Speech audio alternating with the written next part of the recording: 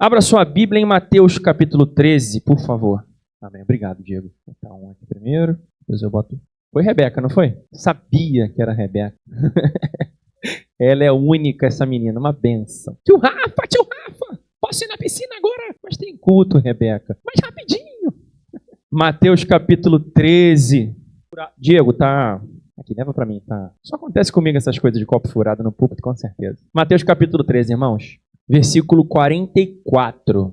Ligou até o sol aí agora. Mateus capítulo 44. Eu vou ler, você acompanha aí na sua Bíblia. Quem achou, diga: Deus é bom. Amém. Ele é. O reino dos céus é semelhante a um tesouro escondido no campo, que um homem achou e escondeu. Então, transbordante de alegria, vende tudo o que tem e compra aquele campo. O reino dos céus é também semelhante a um homem que negocia e procura boas pérolas. Quando encontrou uma pérola de grande valor, ele foi e vendeu tudo que tinha e comprou a pérola. Versículo 47. O reino dos céus é ainda semelhante a uma rede que foi lançada ao mar e apanhou peixes de toda espécie. E quando já estava cheia, os pescadores a arrastaram para a praia e, assentados, escolheram os bons para os cestos e jogaram fora os ruins. Assim será no fim dos tempos. Os anjos sairão, separarão os maus dentre os justos e os lançarão na fornalha acesa. Ali haverá choro e ranger de dentes. Aí você pula agora para o 53, tá bom? Quando Jesus acabou de contar essas parábolas, retirou-se dali e, chegando à sua terra, ensinava-os na sinagoga,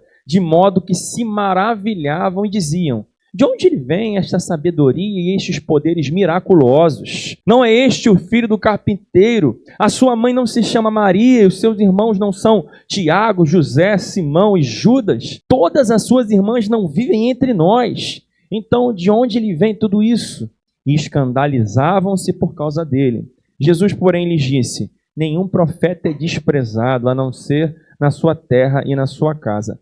E não fez ali muitos milagres, por causa da incredulidade deles. Oremos mais uma vez. Senhor Deus, eis a tua palavra, ela é poderosa, ela edifica, ela transforma a vida do jovem, do homem adulto, do homem ancião, da mulher. Ela faz a obra completa segundo o teu querer em nós, teus filhos. E eu te peço nessa noite que ela venha cumprir esse propósito através da minha vida, Pai amado, diminuindo o meu ser e crescendo aqui o Senhor e aquilo que o Senhor quer para a tua igreja. Me usa com o teu propósito, aquilo que o Senhor quer, para que cada pessoa aqui seja alcançada por esse querer. É o que eu te peço nessa noite em nome de Jesus. Amém e amém. Irmãos, lá nós falamos sobre esse assunto da corrida e da necessidade de vivermos como um atleta. Na sexta-feira, a Daniele falou sobre o despertar. Precisamos acordar, porque corrida é movimento. Então não há como o jovem, é o que nós ensinamos lá, fazer a corrida do evangelho se ele está no corongo lá, dormindo, né? E temos uma geração assim, meio alienada, meio aleatória o que está acontecendo. E na sexta-feira esse foi o assunto. No sábado pela manhã, o pastor Fábio falou sobre a disciplina e deu uma chacoalhada na galera, pelo que eu fiquei sabendo, que eu não estava lá. E a galera ficou bem impactada. É necessário disciplina para nós vivermos o evangelho, senão a gente está lascado. Então o pastor Fábio falou muito bem sobre esse assunto, os jovens comentaram muito comigo e depois entrei eu falando sobre a necessidade de correr com a chama do evangelho dentro de nós. Fazendo uma comparação com a chama da tocha na Olimpíada, ardendo, passando de tempo em tempo na mão de diversos atletas. E aqui esse texto me trouxe o pensamento a respeito dessa chama ardendo dentro de nós. Mateus 13 reúne várias parábolas sobre o reino dos céus. Os discípulos ali eles estavam começando, não era já o final. Na verdade, todo mundo era novinho ali com Jesus. Eles estavam aprendendo e eles precisavam agora, nessa fase do ensino, compreender a não só serem bons alunos, mas a praticarem isso com o coração. E vejam, eles eram rodeados por muitos judeus que tentavam simplesmente impor comportamentos e a lei para ser seguida de forma cega, sem envolvimento aqui dentro. Bota a mão assim no seu coração e diz assim: precisa acontecer aqui dentro de mim. E diga mais assim: não é apenas uma questão de cumprir regras. Amém? Nós precisamos, e vamos aprender aqui com esse texto, a ter uma profunda e visceral interna relação com Jesus e com a missão de Cristo. O viver em Jesus e a sua obra. Isso é que Jesus começa a ensinar, e ele vem ensinando. E nota-se que esse ensinamento é especial para nós. Lá no versículo 10 e 11, ele diz que os discípulos começam a questionar: por que você está falando assim? Então os discípulos se aproximaram de Jesus. Você não precisa abrir, só ouça.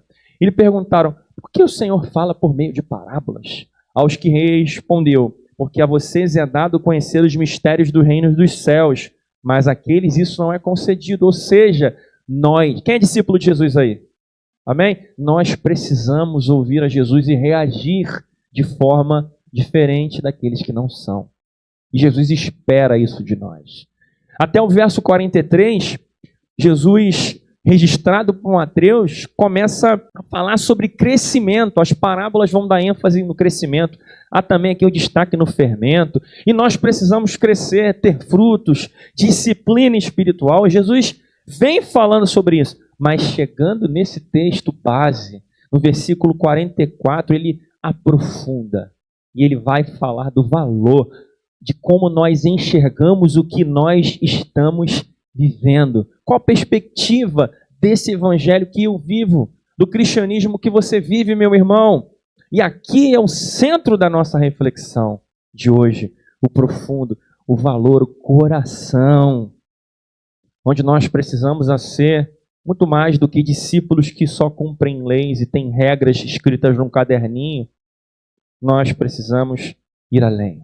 Se eu perguntasse a cada um de você aqui para ajudar esse entendimento, que é a coisa mais importante da sua vida, o que você responderia? Alguns aí, talvez a família, né? Quando eu perguntei isso lá, a galera já falou família, assim, de cara. Uns jovens que estavam assim na minha frente. Outros diriam que é o grande amor da vida, o meu, no caso, a minha esposa. Ela é o amor da minha vida. Minha filha também estava lá, ela é algo muito importante para mim. Alguns diriam que é o Flamengo ser campeão da Libertadores, né? Outros, o Vasco não cair para a segunda divisão. Desculpa, João. Tive que falar isso. Está na mensagem. Alguns passar no vestibular, no Cefet, para os jovens, comprar uma casa na praia. Isso é um sonho mais da galera de uns 20 anos atrás. Ela queria ter uma casa na praia, né? Não era? Eu quero ter uma casa na praia, quero ter. Viajar para fora.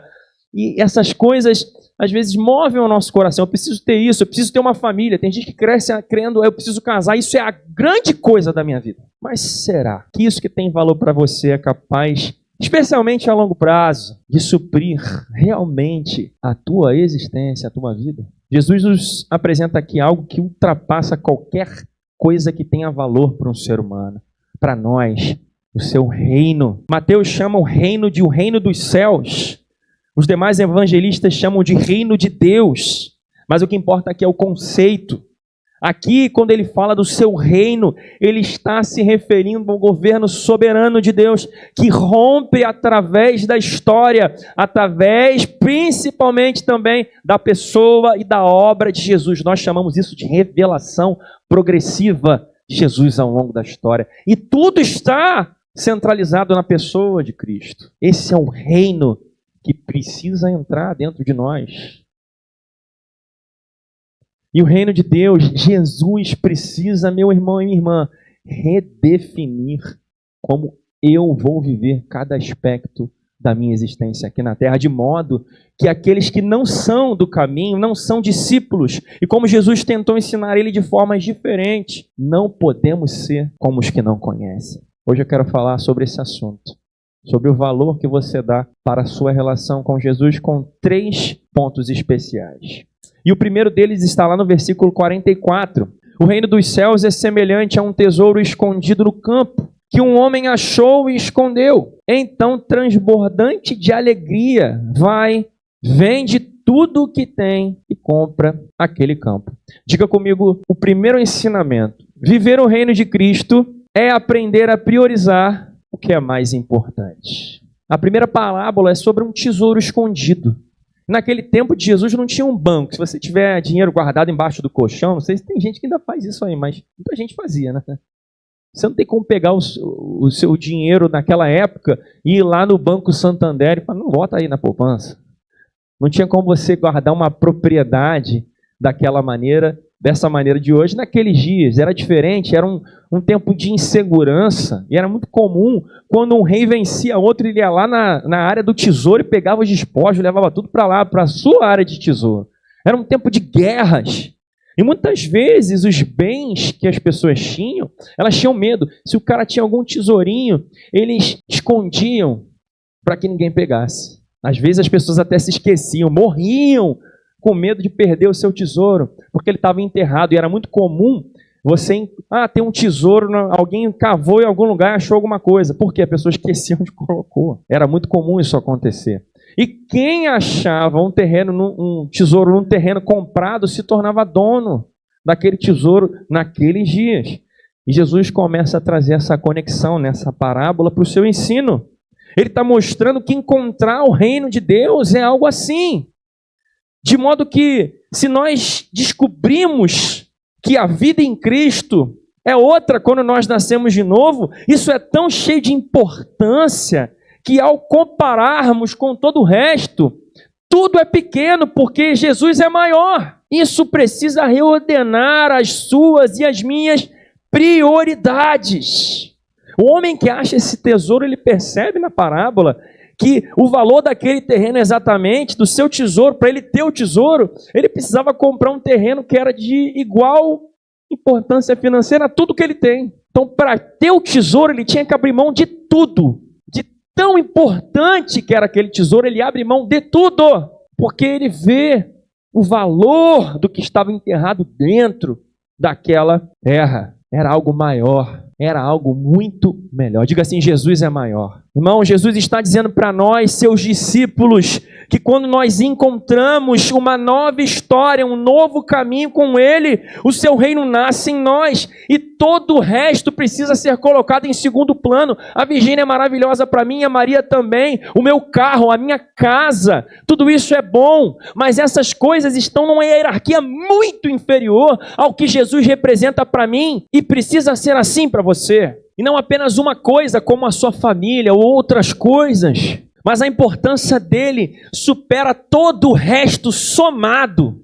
Toda a tua existência, todas as suas experiências, viagens, tudo que você fez, todos os seus sonhos somados não podem compreender o que Jesus deve representar na tua vida. E quando nós fazemos essa escolha, quando nós decidimos priorizar a Jesus, nós demonstramos que somos verdadeiros discípulos, porque o nosso coração se enche de alegria. Muitas pessoas estão dentro da igreja e se dizem discípulos de Jesus, mas servir ao reino é um fardo. Eu não estou falando sobre situações de saúde, mas pessoas que nascem na fé e até o último dia estão reclamando de servir a Jesus. Irmãos, o reino de Deus precisa brotar dentro como um tesouro escondido valoroso. Nós precisamos voltar a enxergar, se já enxergamos assim o reino um dia, o reino de Deus com prioridade. Jesus é o rei do reino. A gente não sente um peso. O homem da parábola, ele tinha tudo, ele troca tudo pelo terreno. O terreno não era o reino. O reino era representado no tesouro, mas ele precisava deixar todas as coisas para ter o terreno e assim obter o tesouro. Você está disposta a deixar as outras coisas da sua vida? Você está disposto a priorizar a Jesus verdadeiramente? Quais são as suas prioridades, homem de Deus e mulher de Deus? E nós vamos compreender e esclarecer isso melhor olhando a sequência do raciocínio de Jesus nas parábolas. E lá no versículo 45 a gente vai ler também. O reino dos céus é também semelhante a um homem que negocia e procura boas pérolas. Quando encontrou uma pérola de grande valor, ele foi e vendeu tudo o que tinha e comprou a pérola. Diga comigo: viver o reino de Cristo é saber comparar o maior valor, comparando com as demais coisas da vida. Amém. Jesus mergulha mais. O assunto é parecido, mas agora ele destaca o valor. Ele ainda continua falando, deixa as outras coisas da vida de lado. Mas como compara o valor do que você tem com o que é o reino, com o que é Jesus, e veja onde você vai chegar. E Jesus trata essas prioridades citando essas pérolas. Nós precisamos responder essa pergunta, porque eu só priorizo e eu só dou valor àquilo que é muito importante para mim. Mateus 6,21 diz, porque onde estiver o seu tesouro, aí estará também o seu coração. E é por isso que a segunda parte desse ensino de Jesus é uma comparação de valor. É por isso que nós estamos aqui falando disso. E pérolas, meus irmãos, só para a gente dar uma contextualizada, eram extremamente valiosas no Oriente Médio. E fazendo um estudo, elas vinham ali do Golfo Pérsico e faziam um grande alvoroço comercial naquela região. Comerciantes de pérolas viajavam meses e muitas distâncias em busca de uma pérola. O texto fala uma pérola, uma única pérola perfeita. Estima-se que era necessário muitos anos, entre 30 a 35 anos, para compreender o que era o valor de uma única pérola assim tão preciosa. E olha que coisa incrível, encontrar uma pérola de grande valor, para esse comprador era comparável a um investimento total, uma aposentadoria, porque este homem tinha ali de cara aproximadamente 12 mil denários, ou quase 40 anos de trabalho de uma só vez. Se esse homem levava entre 30 a 35 anos, ele não precisaria mais trabalhar até os 70 ou 75 anos. E os discípulos que ouviam isso pensaram muito bem, porque eles pensavam em denários, eles conheciam esse tipo de linguajar, de comércio. Jesus usava termos que eram fáceis para esses homens compreenderem. Eles estavam pensando, cara, se eu achar essa pérola, então eu estou aqui aposentado. É como ser filho do Cristiano Ronaldo hoje, sabe? Você já nasce aposentado, né? Nasceu pós-português aí, eu estou dando valor. O filho do CR7, ele já nasce e já me aposentei. É como ganhar na Mega Sena, mas a diferença é que por garimpo e um pouco de trabalho e experiência de longos anos.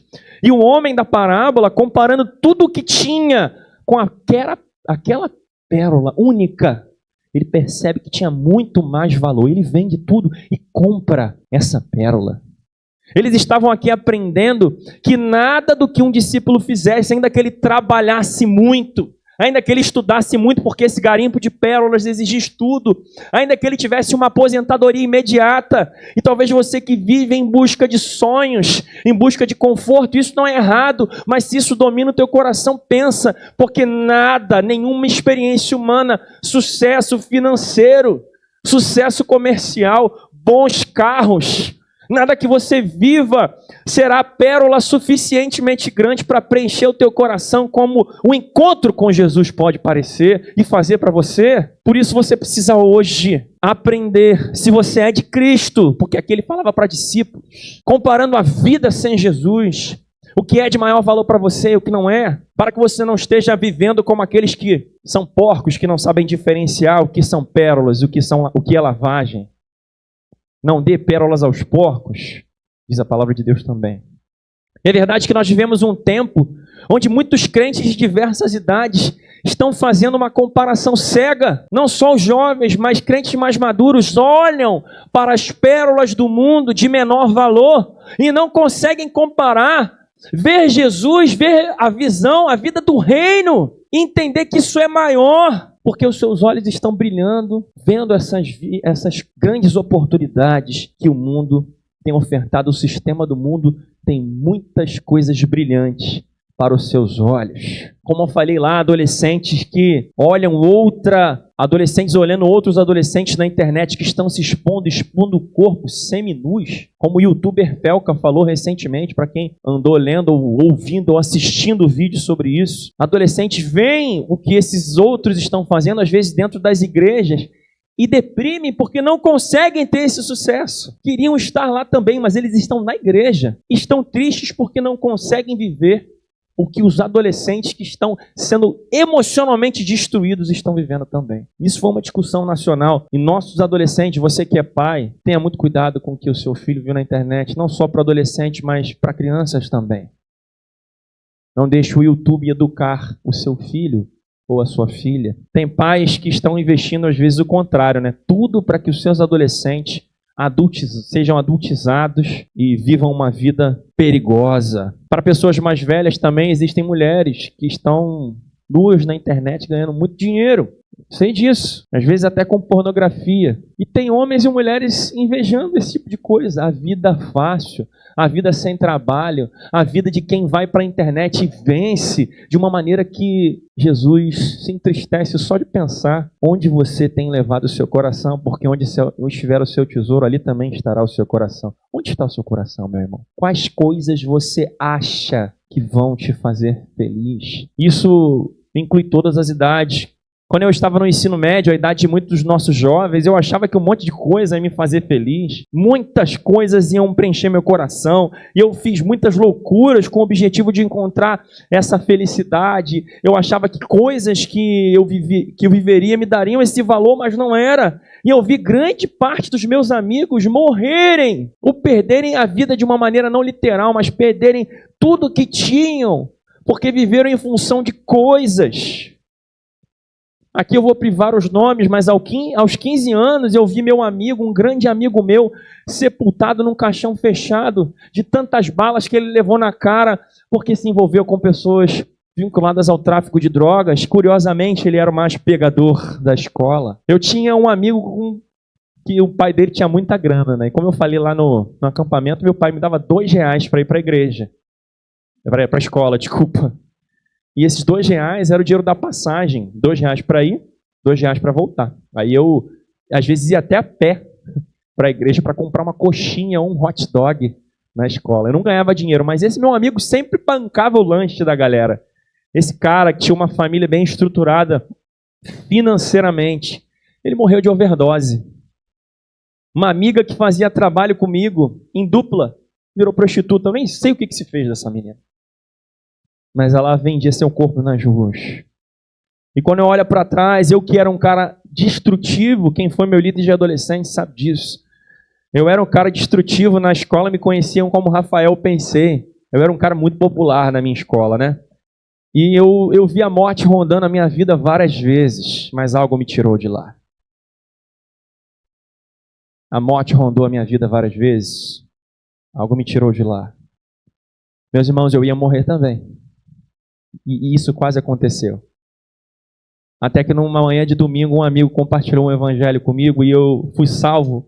Jesus me arranca desse lugar de morte. Ele me arranca por meio da cruz do Calvário. Ele me tira de lá. E eu nunca mais fui a mesma pessoa. Ele me arranca de lá e eu passo a viver o reino de Cristo. Essa é a minha vida. E alguns estão perdidos em sonhos, em desejos, em frustrações, porque querem viver as coisas que o mundo tem para ofertar, o sistema desse mundo, mas será que você sabe aonde esses desejos vão te levar se você colocá-los em prática? Homens adultos com 20, 30 anos de evangelho, mas ainda sentem saudades das experiências sujas que tiveram lá antes de Jesus. Sabe aquele homem, aquela mulher que é casado, mas tem uma família abençoada, tem um filho, e ouve o amigo, a amiga dizendo que ficou com tantas pessoas na noite passada, na retrasada, que foi para uma festa, e você lá no fundinho sente uma pontinha de inveja do que essa pessoa está vivendo, mesmo sendo um crente. Pérolas sem valor que brilham aos olhos de crentes aqui nesse lugar. Jesus entrega a você o melhor. E às vezes você olha para o que é pior e cobiça. Irmão, qual é o teu preço?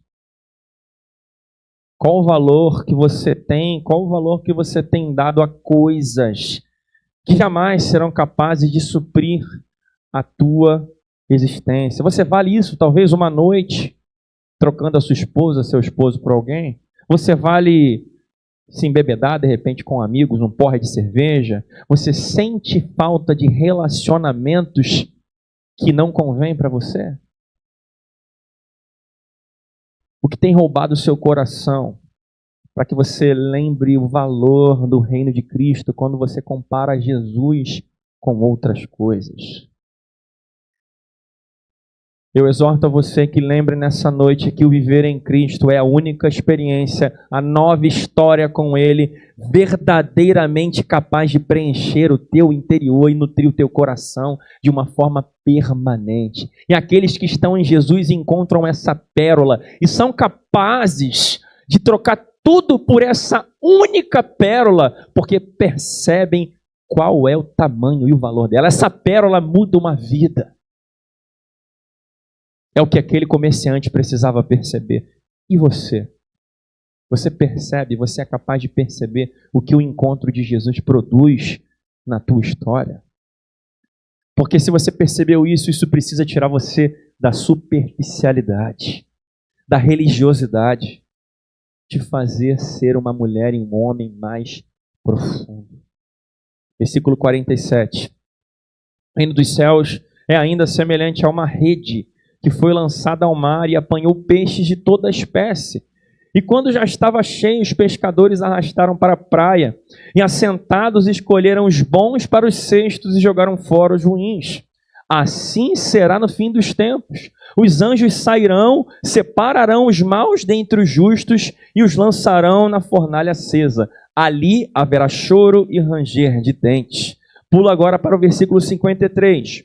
Quando Jesus acabou de contar essas parábolas, retirou-se dali e, chegando à sua terra, ensinava-os na sinagoga, de modo que se maravilhavam e diziam: de onde lhe vem esta sabedoria e esses poderes miraculosos? Não é esse o filho do carpinteiro? A sua mãe não se chama Maria? E os seus irmãos não são Tiago, José, Simão, Judas? Todas as suas irmãs não vivem entre nós? Então, de onde lhe vem tudo isso?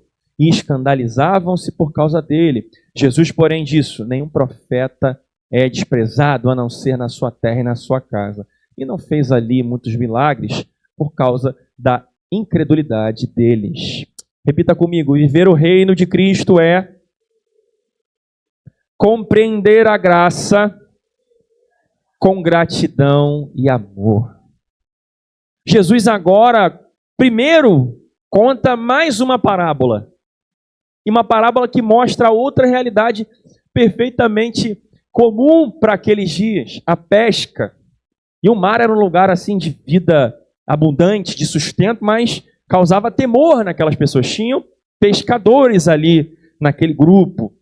E uma rede, que é descrita aqui nessa parábola, apanhava peixes de toda espécie. Peixes bons, ruins, peixes romanos, efésios, coríntios. Pescava todo tipo de peixe, grande, pequeno, bom, ruim. E no fim, os pescadores não ficavam com todos. Alguns ficavam largados na praia para morrer na praia. Não que os outros não fossem também não morrer, né? Porque é todo mundo, de repente, para a panela. Mas o contexto é a separação. Deus escolhe com o seu poder e a sua graça quem vai levar. E Cristo ilustra isso nessa parábola, mostrando os anjos, tirando aqueles que serão salvos. Irmãos, o Evangelho é essa rede de pesca que nos salva. Nós somos selecionados nela. Essa rede nos alcança. Eu não estou mais largado na praia. Eu fui selecionado por Deus. E é a graça do Senhor, por meio da cruz do Calvário, quando Ele morre, quando Ele ressuscita e quando Ele ascende aos céus, que me traz essa possibilidade com a poderosa mensagem da cruz. E Jesus ensina isso a essas pessoas. A consequência também de quem não é alcançado. E ele termina essas parábolas. E depois disso ele vai para a sua terra. Ele ensina com esse mesmo poder, com a mesma autoridade de antes. O texto diz isso. E lá na sua terra, no seu lugar, ele é desprezado. Ah, isso aí é só o carpinteiro. Reduzem ele a um profissional que trabalha com madeira. Reduzem ele a só o filho de um homem e uma mulher qualquer. A um irmão de algumas pessoas, ele é qualquer um. E curioso que assim como naquele lugar onde era sua terra, onde as pessoas o reconheciam, às vezes é justamente dentro da igreja que nós rejeitamos a profundidade da verdadeira obra de Jesus. Quem é para você Jesus? Ele é um mártir como um Tiradentes? Ele é um idealista? Ele é um revolucionário? Quem é Jesus para você? A confusão a respeito de Jesus na sua terra leva a uma ausência da manifestação dele naquele lugar. Só haviam corações incrédulos, frios, vazios. Às vezes é em casa que a verdadeira característica de um Deus salvador de Jesus é ignorada. Irmãos que só estão com Jesus porque têm medo do inferno e querem alguém que livre a sua cara de culpa. E Jesus, de fato, Jesus é o vicário de Deus. Ele me substitui na cruz. E a pena que era para mim, Ele leva. Ele faz isso. Mas Jesus não é só alguém que me livrou. Ele é o amado da minha alma. E se você não ama a Jesus na mesma proporção de que você é grato ao ponto dele ter retirado você das trevas, como Ele fez comigo no meu ensino médio, há algo de errado. Será que você é mesmo um discípulo de Jesus? Porque a vida nova nele não produz desprezo. Nós sabemos quem Ele é.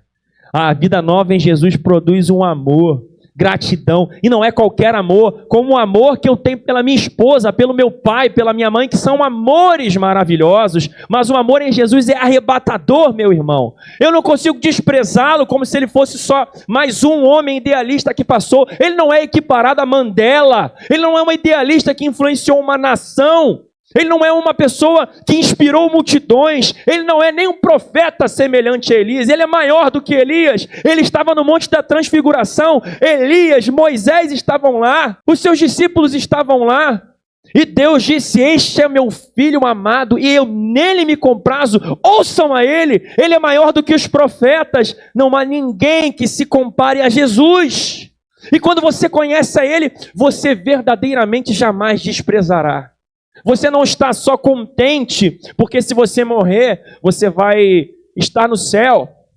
Muitos homens de religiões diferentes daquilo que você crê, se você é um protestante, agem assim e não amam a Jesus. Desprezam na casa de Deus a missão do seu filho. Irmãos, nós buscamos porque isso consome o nosso interior, isso arde dentro de mim. Não, ele não é só o filho de Maria. Ele não é o fundador de uma religião. Meu Deus, não!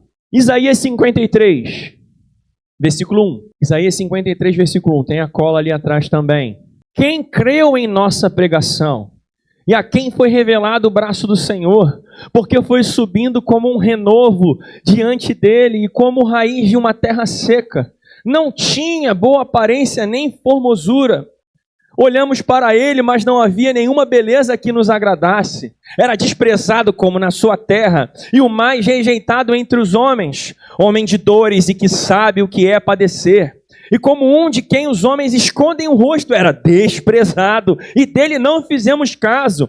Certamente ele tomou sobre si as nossas enfermidades, e as nossas dores levou sobre si, e nós o considerávamos como aflito, ferido de Deus e oprimido, mas ele foi transpassado por causa das nossas transgressões e esmagado por causa das nossas iniquidades. O castigo que nos traz a paz estava sobre ele, e pelas suas feridas fomos. É isso que ele é. Ele é o Messias. Ele foi profetizado em Gênesis 3,15 como aquele que viria para esmagar a cabeça da serpente. Os profetas falaram dele. Antes de você nascer, Jesus já estava predito para te salvar se você nasceu de novo. E os anos passaram. A lei tratava da vinda do Messias. Os profetas também, e toda a história da humanidade foi escrita para esse homem redimir e salvar os seus. Eu não posso simplesmente conhecer isso se eu nasci de novo e não amá-lo. Meu Deus, ele mudou a minha vida. Sem ele eu não teria nascido de novo. A conversão, meu irmão, me arrebata até ele. Eu me curvo a ele. Eu não consigo, eu não posso desprezar, não nessa casa, não na minha casa, mas nessa casa não, e na sua também não. Ele não pode ser aqui um profeta sem honra. Ele é Jesus.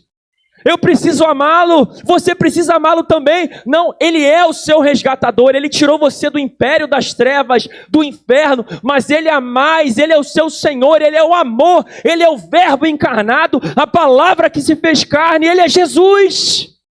Então isso precisa transbordar, isso transborda em mim. É por isso que eu estou preparando essa mensagem. E eu a preguei, é por isso que eles cantaram, é por isso que compuseram peças de teatro. Eu componho 1, 2, 3 canções. E se você é uma pessoa que tem uma vocação de música, compõe a sua vida inteira. Na sua casa ele não pode ser um profeta sem honra, eu quero honrá-lo. Eu preciso fazer isso. Com alma, irmão, com coração, como quem tem um tesouro escondido dentro e como quem reconhece uma pérola de grande valor. Com alma, um amor contrário de como ele foi recebido na sua terra. E talvez você esteja vivendo com uma grande frieza no seu lar, uma frieza na sua igreja. Talvez você seja uma grande realidade de frieza no seu cristianismo, na sua fé hoje.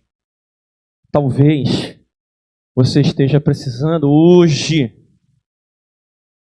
honrar e amar a Jesus para que Ele se manifeste, porque nesse lugar Ele não se manifestou pela ausência de fé e pelo desprezo que Ele teve na sua própria casa, corações frios. Nós precisamos amar a Jesus com corações abertos, rendidos. Igrejas morrem pela ausência de amor pelo Mestre. Em algum momento, você que faz isso religiosamente, em algum momento você que vem aqui para um clube, em algum momento quem vem aqui porque vai aparecer no púlpito, em algum momento isso vai acabar, igrejas esfriam e morrem, porque elas não buscam amar aquele que o salvou, aquele que mudou a história de cada um dos membros que compõem aquela congregação. Mas se nós o conhecermos, se nós o amarmos, se nós buscarmos o Cristo Rei que Ele é com fé, Ele vai operar o poder dele no meio de nós. Como Ele operava naquele lugar, até que Ele para, porque as pessoas fizeram pouco caso de quem Ele é. Ele vai operar na sua casa, na minha e nessa igreja. Por isso eu rogo a vocês, como Paulo fez. Paulo implorou em algumas das suas igrejas, as quais eles eram bispos. Ele rogou a pessoas. E eu rogo a vocês, deem tudo que vocês têm a Ele. Tudo. Não apenas umas coisas, mas como os homens dessas parábolas, deem tudo. Procurem o reino e eu tenho certeza que tudo que você precisa será acrescentado. Não só com provisão, mas principalmente com o que é mais importante, com bênçãos espirituais. Eu rogo a vocês, amem a Jesus de todo o coração. Que Ele olhe do alto dos céus e ainda que nós sejamos pecadores, Ele veja o nosso destemor em fazer a sua obra. Versículo 11 de Isaías diz, Ele verá o fruto do trabalho da sua alma e ficará satisfeito. Eu quero agradar a Jesus, cara. E eu sei que eu vou ficar a minha vida inteira, eu vou escrever uma peça. Uma jovem me chamou ali atrás, eu acabei de chegar cansado. Ela, vamos fazer uma peça? Eu falei, meu Deus. E eu vou fazer uma peça, eu vou pregar mais mensagens, eu vou fazer um monte de coisa e eu vou passar a vida inteira fazendo essas coisas. Eu não vou chegar a um percentual mínimo para completar tudo aquilo que Ele fez por mim, mas eu quero honrá-lo. Cara, Jesus é um amado da minha alma e da sua. Eu não estou aqui só porque Ele me livrou do inferno. Eu amo a Jesus e você. E você? Eu vou correr essa corrida e isso arde dentro de mim. Corações em chamas. Precisamos, igreja, ter corações em chamas.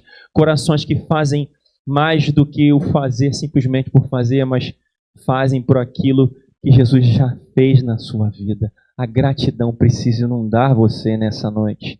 Você precisa deixar o seu coração ardendo também. Um fogo que precisa pegar pré-adolescente, adolescentes, homens maduros e levar a chama ardendo dentro do seu coração até a velhice.